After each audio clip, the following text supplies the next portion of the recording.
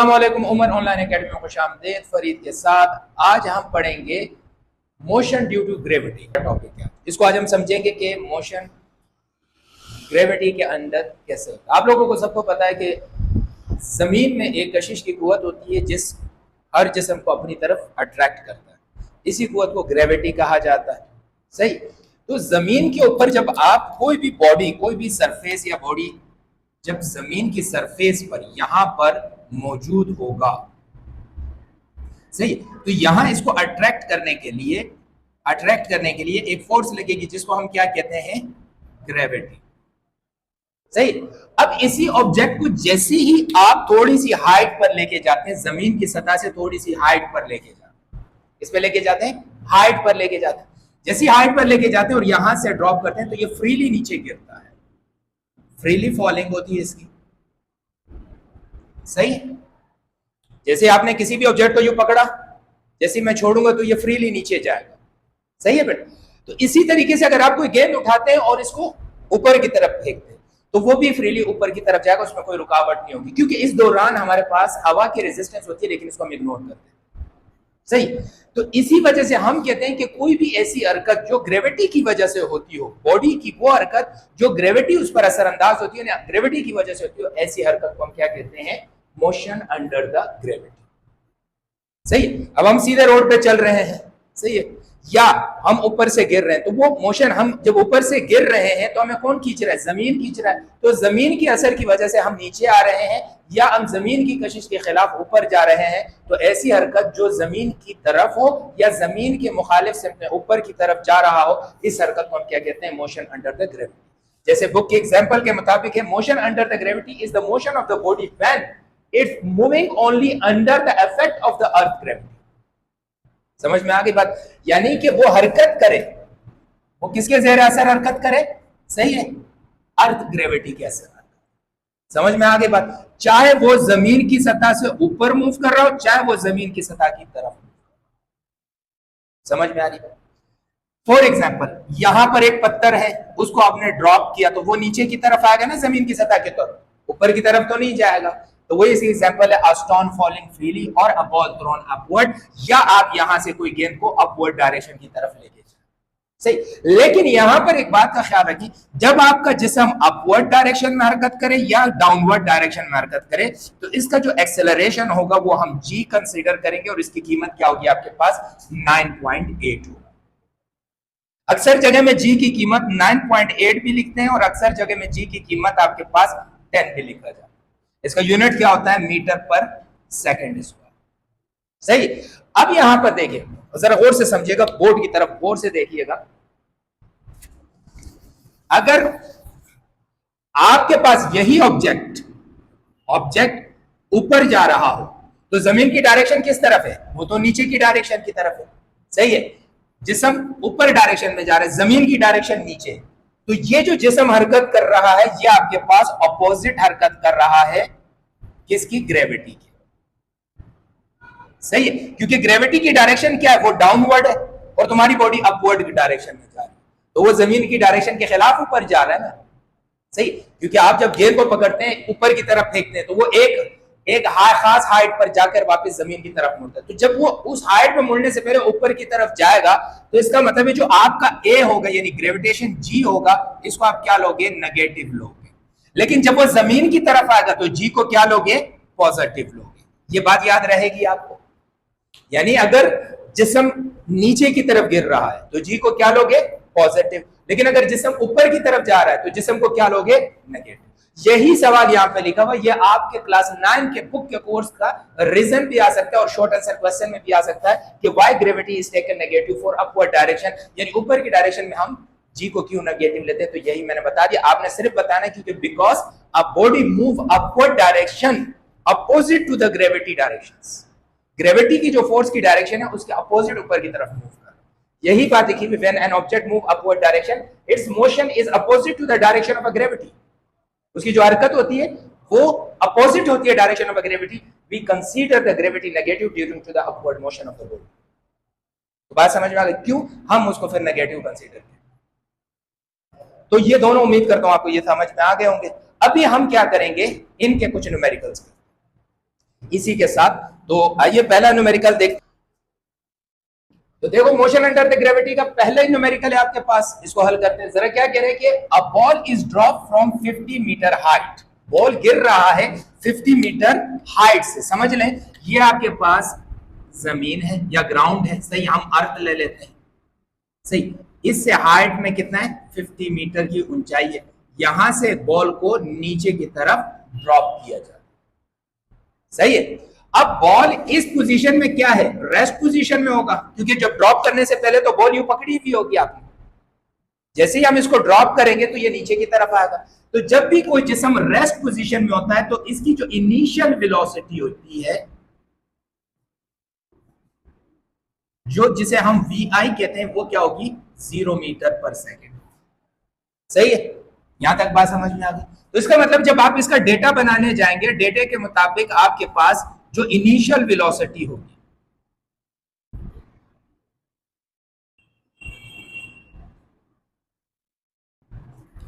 Initial velocity VI क्या होगा आपके पास 0 मीटर पर सेकेंड, सही। अब ये ऑब्जेक्ट जब नीचे की तरफ आ रहा है, नीचे की तरफ आ रहा है, तो इसका एक्सेलरेशन तो हम जी लेंगे, और जी क्या लेंगे, पॉजिटिव लेंगे। तो आप लिखेंगे भाई एक्सेलरेशन ड्यू टू ग्रेविटी होगा इसका, वो क्या हो जाएगा कैपिटल जी, जो फिक्स होता है 9.8 मीटर पर सेकेंड स्क्वायर। समझ में आ रही बात, क्लियर। अब इसके बाद सही है, हाइट आपको कितनी दी गई है, हाइट आपको 50 मीटर दी गई, सही है।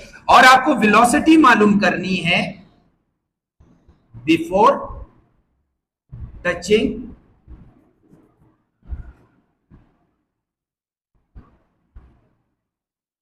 ग्राउंड, तो वो क्या हो जाएगी आपके पास फाइनल वेलोसिटी हो जाएगी, ये आपको मालूम करना, सही है। अब हम जानते हैं हमारे पास देखो इक्वेशन ऑफ मोशंस थे, सही है। जैसे मैं तीनों इक्वेशन ऑफ मोशन लिख रहा हूं। पहला इक्वेशन ऑफ मोशन है आपके पास जैसे कि वी एफ बराबर है V I plus A T था। जब हम ये वाली equation motion under the gravity में बात करते हैं, सही है, मोशन अंडर ग्रेविटी में बात करते हैं, अंडर ग्रेविटी में बात करते हैं, तो हमारी फर्स्ट इक्वेशन ऑफ मोशन क्या हो जाती है, वी एफ वही रहेगा V I plus G T हो जाएगा, क्योंकि एक्सेलरेशन जी के बराबर हो जाएगा। इसी तरह सेकंड इक्वेशन आपके पास क्या हो जाएगी, एस की जगह आप क्या लिख सकते हैं, H V I T plus G T square. Third equation of motion क्या हो जाएगा, V F square is equal to V I square plus sorry two G H बराबर हो जाएगा आपके पास V F square minus V square, clear. अब आप मुझे बताएं तीनों में से कौन सा फार्मूला यूज करेंगे। देखो एच हमारे पास मौजूद है, सही है, एक्सेलरेशन ड्यू टू ग्रेविटी हमारे पास मौजूद है, और इनिशियल वेलोसिटी, तो ये वाला फार्मूला मालूम करें, और हमसे फाइनल वेलोसिटी भी मांग दी गई। तो आपने लिख दिया सॉल्यूशन में, सही है, वी नो दैट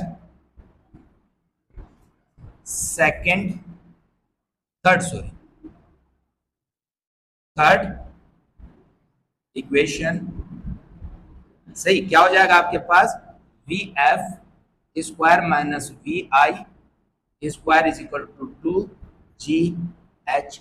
अब वी एफ स्क्वायर तो आपको नहीं पता, माइनस वी आई स्क्वायर क्या है 0 का स्क्वायर, 2 इसी तरह रहेगा, जी क्या है 9.8, एच क्या है आपके पास 50। अब ये 0 तो हम नहीं लिखेंगे, तो हमारे पास क्या हो जाएगा वी एफ का स्क्वायर इज इक्वल टू, इसे मल्टीप्लाई कर दीजिएगा, तो ये हो जाएगा आपके पास 100 980 हो जाएगा, सही है। वी एफ स्क्वायर, अब यहां से स्क्वायर हटाएंगे तो दूसरी तरफ क्या आएगा आपके पास, V F V is equal to 980, इसका रूट निकालें आप, अंडर रूट निकालेंगे 980 का, आपके पास क्या आ जाएगा 31, यह आ जाएगा 31.30 मीटर पर सेकेंड, सही है। तो आप लिखेंगे आंसर में लिख देंगे, ये आंसर आप लिखेंगे कि वेलोसिटी बिफोर टचिंग ग्राउंड, यानी ये बराबर होगी फाइनल वेलोसिटी वीएफ बराबर हो जाएगी 31.30 मीटर पर सेकेंड। क्या समझ में आ गई बात है? ये आपके पास एक और सवाल है आपके बुक में से, न्यूमेरिकल के एतबार से ये कराते हैं। इसमें लिखा हुआ कि अ बॉडी थ्रोन अपवर्ड, अब जिस्म को क्या कर रहे हैं, नीचे से ऊपर की तरफ फेंक रहे हैं with 50 metre per second, 50 metre per second की वेलोसिटी के साथ। फाइंड द मैक्सिमम हाइट, हमने हाइट मालूम करनी है कि ये बॉडी कितनी हाइट पे जाएगी। सपोज करेंगे आपके पास बॉडी है, ये अर्थ है आपके पास, सही। इस अर्थ में आपने इस बॉडी को ऊपर की तरफ फेंका, सही। जब बॉडी ऊपर की तरफ जाएगी, हमेशा याद रखना जो इसकी इनिशियल वेलोसिटी आप लेंगे वो हमेशा आपके पास जो गिवन वेलोसिटी होगी वो आपके पास इसकी इनिशियल वेलोसिटी, क्योंकि गिवन वेलोसिटी आपके पास इनिशियल वेलोसिटी होगी। और यहां पर जो फाइनल वेलोसिटी आप लेंगे वो आपके पास जो वीएफ होगा उसको जीरो कंसीडर करें, सही है। क्यों? क्योंकि जैसे ही आप जमीन के ऊपर, जमीन के खिलाफ डायरेक्शन में जाते हैं तो आपकी स्पीड में कमी आएगी ना, स्पीड में कमी आएगी, एक वक्त आ जाएगा वो रुक जाएगा, सही है। जब स्पीड में कमी आ जाएगी, एक वक्त आ जाएगा रुक जाएगा, तो आपका एक्सेलरेशन ऑटोमेटिकली माइनस हो जाएगा। जब एक्सेलरेशन माइनस होता है तो हमारी इनिशियल वेलोसिटी जीरो और इनिशियल फाइनल वेलोसिटी हमारी जीरो। तो आपको ये जो गिवन वेलोसिटी होगी ये आपके पास क्या हो जाएगी, V I is equal to 50 metre per second हो जाएगी, और इनिशियल वेलोसिटी या फाइनल वेलोसिटी वीएफ क्या हो जाएगा आपके पास, 0 मीटर पर सेकेंड। तो सबसे पहले डेटा में आपने ये दोनों चीजें, गिवन आपके पास क्या है, इनिशियल वेलोसिटी क्या है आपके पास,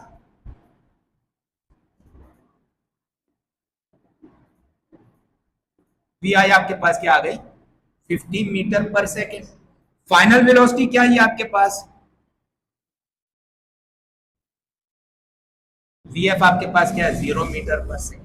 दूसरी बात, अब जिसम आपके पास ऊपर की तरफ जा रहा है तो ये तो जी हो गया ना, एक्सेलरेशन जी हो गया, लेकिन इसका डायरेक्शन क्या है, अपवर्ड। अभी हमने पढ़ा था नेक्स्ट क्वेश्चन में कि जब भी कोई जिसम जमीन के खिलाफ डायरेक्शन में ऊपर जाएगा तो जी को हम क्या कंसीडर करेंगे, 9.8 यानी माइनस में, यही कंसीडर करेंगे ना। तो जी की कीमत यानी आपने लिखा कि एक्सेलरेशन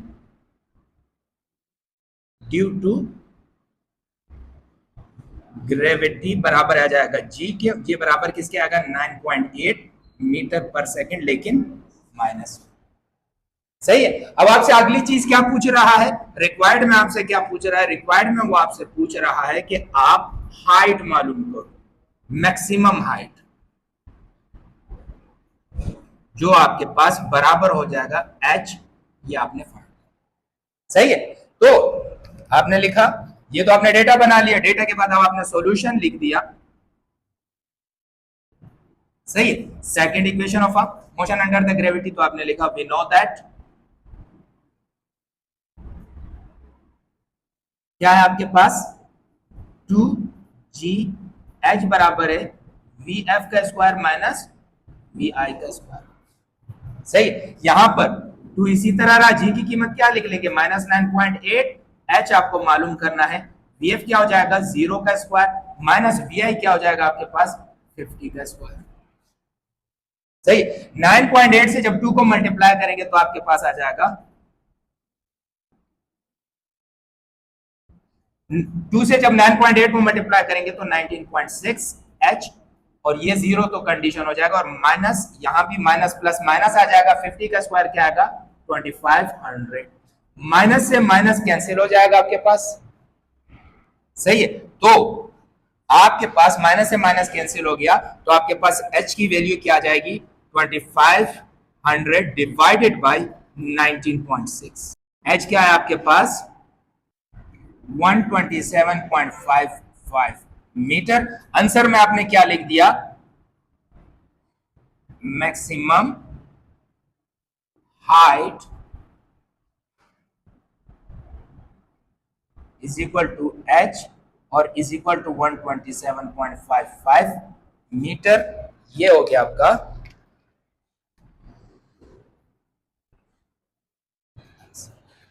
तो आपको मैंने दो न्यूमेरिकल आपके एक्सरसाइज के करवा दिए 9.1 थर्ड चैप्टर के, सेकंड चैप्टर काइनेमेटिक्स के दो न्यूमेरिकल आपको मोशन अंडर द ग्रेविटी होगी। एक न्यूमेरिकल आपके पास रह गया है, ये आपने होमवर्क करना है और आप लोगों ने भी होमवर्क करना है और इस सवाल को आपने करके मुझे बताना है कि इसका आंसर कैसा है। उम्मीद करता हूं आपको वीडियो पसंद आई होगी, तो वीडियो को आगे लाइक भी करें, शेयर भी करें, सब्सक्राइब भी करें और इसी तरह इंशाल्लाह आपको एग्जाम के लिहाज से इंपॉर्टेंट क्वेश्चन भी बताए जाएंगे और यही क्वेश्चन एग्जाम में न्यूमेरिकल के एतबार से आते हैं। सही है इंशाल्लाह। ओके, अल्लाह।